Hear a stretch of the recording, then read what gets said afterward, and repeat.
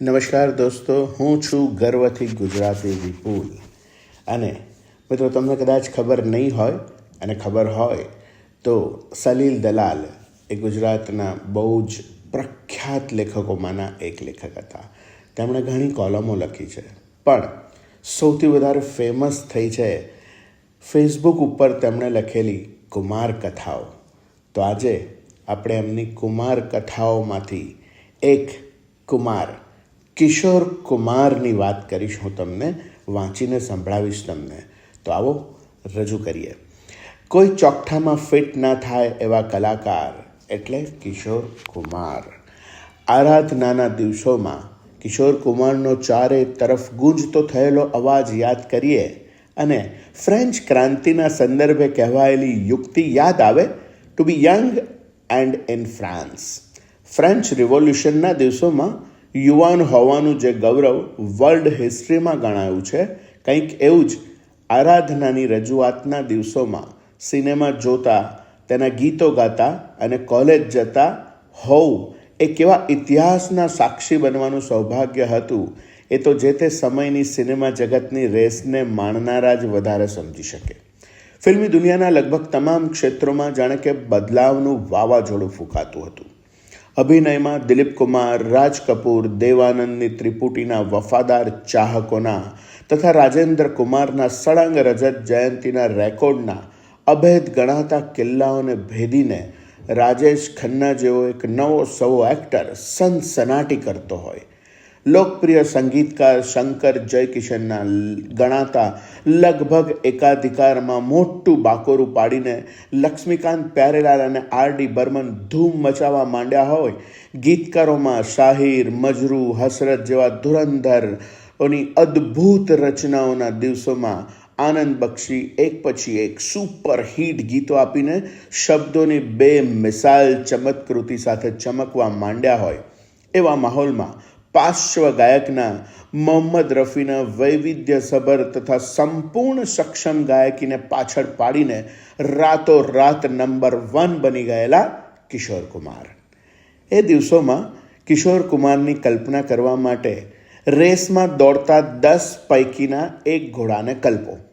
રેસની ભાષામાં ઓલ્સો રેન કહીને જેની નોંધ લેવાતી હોય એવા કદી પહેલો નંબર નહીં લાવી શકેલા, પણ દોડમાં કાયમ હાજર ઘોડા જેવી કિશોર કુમારની હાલત આરાધના પહેલાં હતી.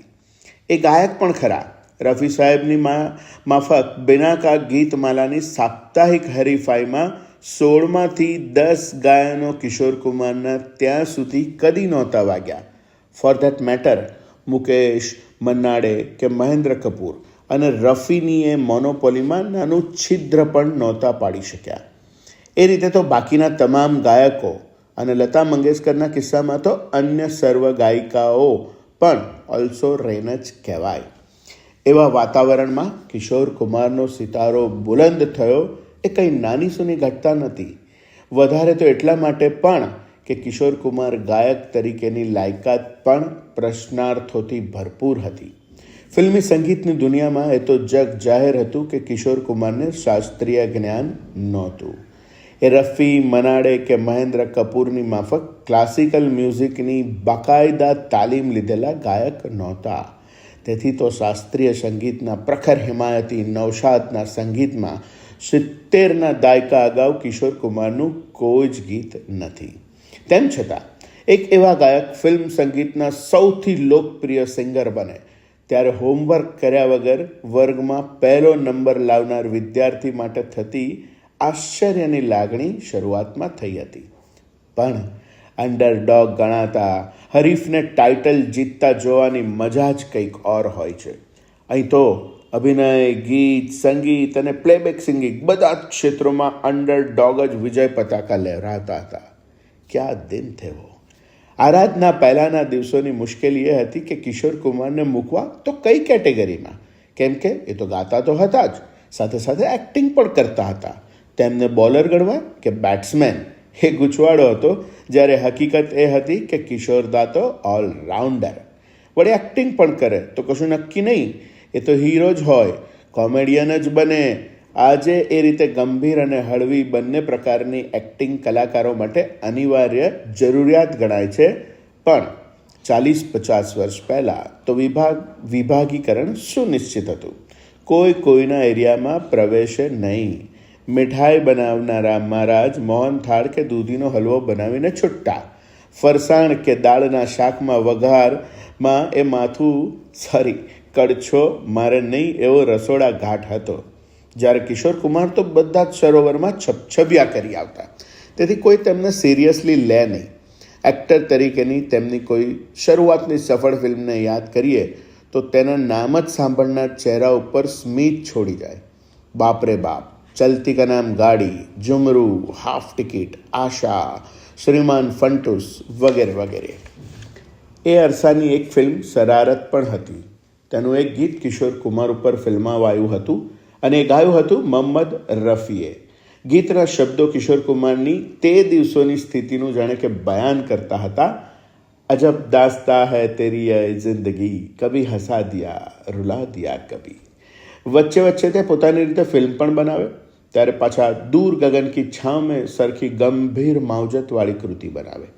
ટૂંકમાં એ કોઈ ચોકઠામાં ફિટ ના થાય એવા કોયડા સમાન લાગતા હતા. તેમાં વળી તેમના ગૌરીકુંજ બંગલાની બહાર એ બોર્ડ લગાવે પાગલખાના, ત્યારે ફિલ્મ ઉદ્યોગમાં કોણ તેમને ગંભીરતાથી લઈ શકે? પણ એ ગાયક છે કે અભિનેતા, એવા ગૂંચવાડાનું એક સોલિડ કારણ હતું. તેમને તો એક્ટર બનવું જ ક્યાં હતું. એ તો પહેલેથી જ ગાયક થવા માંગતા હતા. પણ મોટા ભાઈ અશોક કુમારનો આગ્રહ હતો કે કિશોર અભિનય કરે. અશોક કુમારને બોમ્બે ટોકીઝમાં બળજબરીથી અભિનેતા બનાવાયા હતા. તેમણે પોતાના એક્ટર બન્યા પછી પણ ગીતો ગાવા પડ્યા હતા. તેથી ગાયનના ક્ષેત્રમાં જે પ્રકારની સજ્જતા સંગીતકારો માંગશે તેની જાણ તેમને હતી. કિશોર કુમાર કરતાં અશોક કુમાર ઉંમરમાં 19 વર્ષ મોટા હતા. એટલે જીવનભર દાદા મોની માટે એ નાનપણમાં કિશોરિયા જ રહ્યા. મધ્યપ્રદેશના ખંડવા ગામમાં 1929ની 4 ઓગસ્ટે જન્મેલા કિશોર કુમાર જ્યારે 1 વર્ષના હતા ત્યારે અશોક કુમાર મુંબઈ જતા રહ્યા હતા. તેથી કિશોર સમજણા થવા માંડ્યા તે દિવસોમાં અશોક કુમાર મુંબઈથી વતન આવે ત્યારે બાળક કિશોર કુમારને સમજણ ના પડે કે આ કોણ જવાનીઓ મહેમાન આવે છે જેની સરભરામાં આખું ગાંગુલી કુટુંબ લાગી જાય છે. તેમના પિતા કુંજલાલ ગાંગુલી તે નાના શહેરમાં વકીલ સાહેબ તરીકે ઓળખાય, પણ તેમની કડકાઈ પણ સૌ જાણે છે. તે પણ આ અજાણ્યા યુવાનને સાચવે. ધીમે ધીમે ખબર પડી કે આ તો મોટા ભાઈ છે અને મુંબઈમાં સિનેમાના એક્ટર તરીકે જમાવટ કરી રહ્યા છે. ત્યારે અહોભાવ એવો થયો કે તેમનો બોલ ઉઠાવી ના શકે. બડે ભૈયાના આગ્રહથી અભિનયમાં ગયેલા કિશોર મૂળભૂત રીતે તો મ્યુઝિકના રસિયા.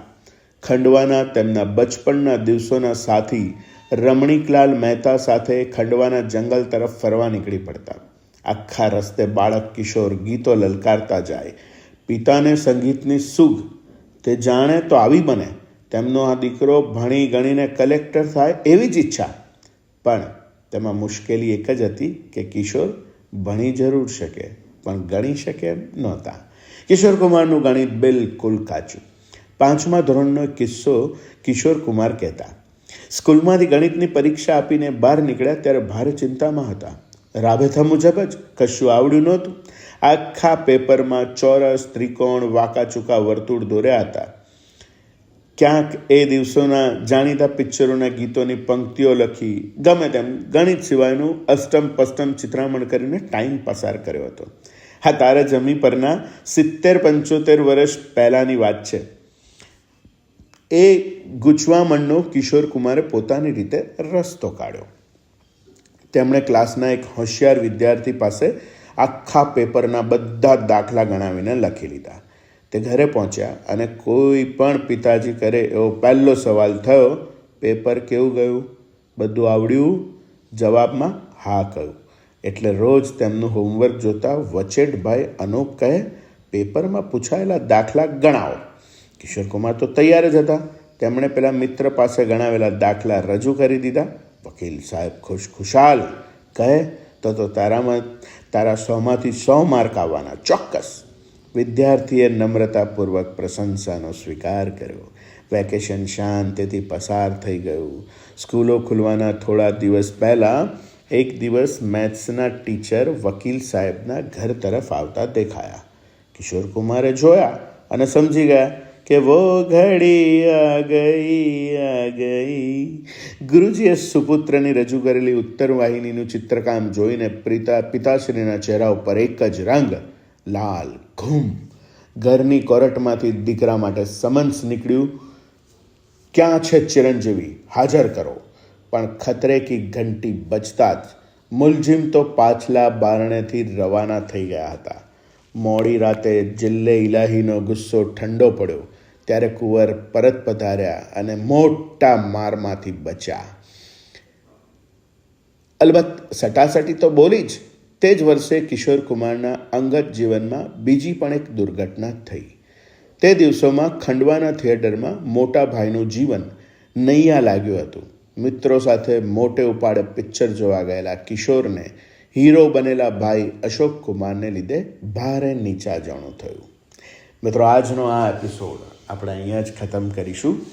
બીજો ભાગ બીજા પાર્ટમાં. Thank you.